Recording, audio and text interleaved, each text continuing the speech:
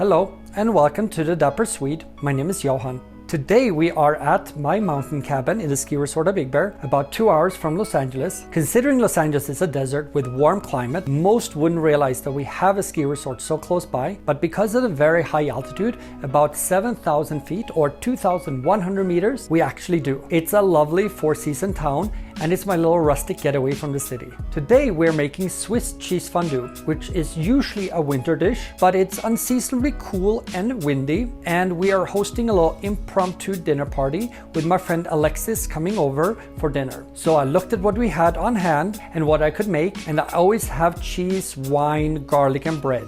So cheese fondue is gonna be our yummy appetizer.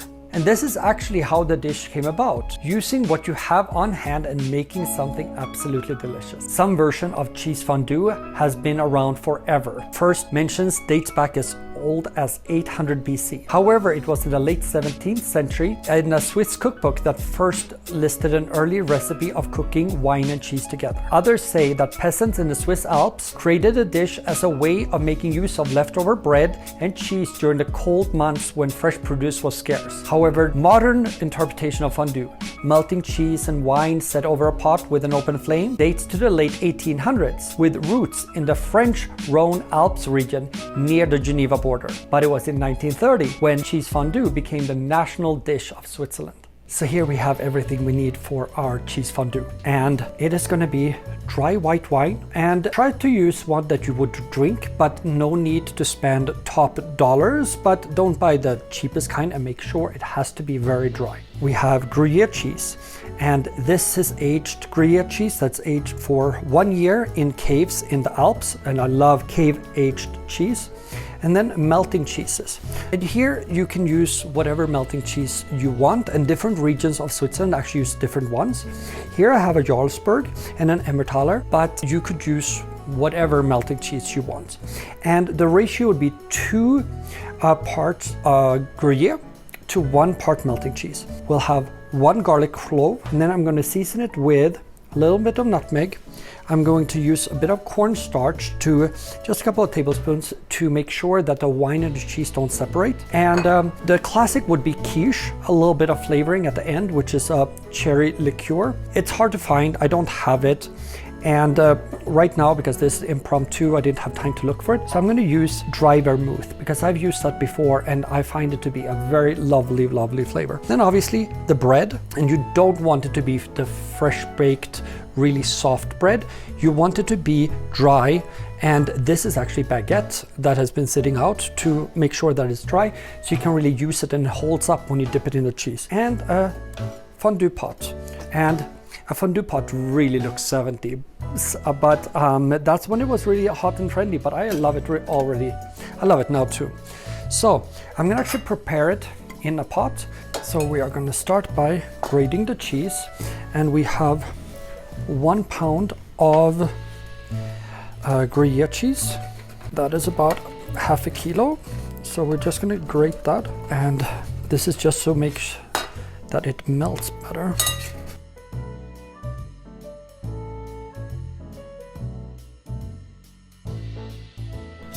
So here we have the cheese already grated. So that is 1 pound of Gruyère cheese and half a pound of melting Swiss cheese, so Jarlsberg. And we have a thick bottom pot, and I'm gonna cut the garlic in half. So you just peel a garlic and you cut it in half, and then you just rub the cut part on the inside of the pot. Literally, you're not using any of the garlic, you're only using the garlic juices. And use both sides so you get all of the uses.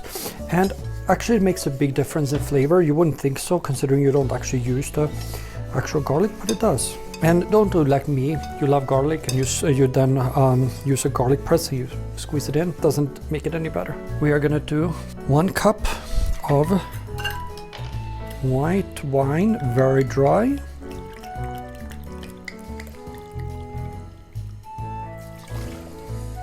Like so. So to the 1 cup of wine, we will add cornstarch, 1 tablespoon and 1 teaspoon. And this is literally just to make sure that the cheese and the wine doesn't separate.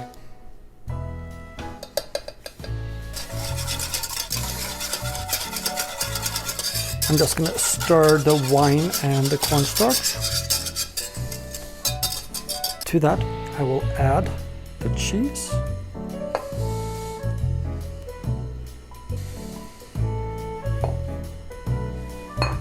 And we're gonna put this over medium heat onto the stove.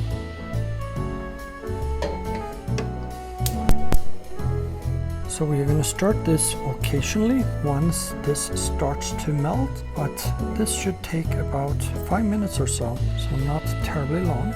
But first we just wait for it to heat up a little bit.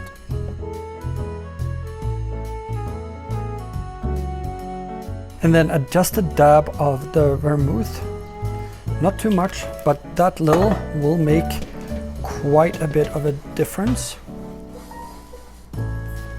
You can see this is really yummy. And here we make sure to season, and with nutmeg you always have to make sure you do fresh grated, and then black pepper. And to that we are going to add the vermouth, which is the substitution for the kirsch. So I made it in the pot because it's easier, but I'm gonna put it in the cheese fondue dish. And this is a double cheese fondue dish, but I'm gonna start by heating the element, which is an alcohol element, and then pour hot water into the dish. And this will regulate the heat, keep it warm, but it won't burn any part. Then you put the dish in, and then the actual cheese fondue. And this is the yummy part, and this will keep it warm. So I'm actually gonna use one of these. So there we have it. All that is left to do is cut up bread and serve it. And make sure that you don't try to go like extra special and do fresh bread, because the bread will literally fall apart when you try to dip it in the cheese fondue. So it actually needs to be stale bread. So if you buy fresh bread, just let it sit out for a little bit, and that is going to be perfect.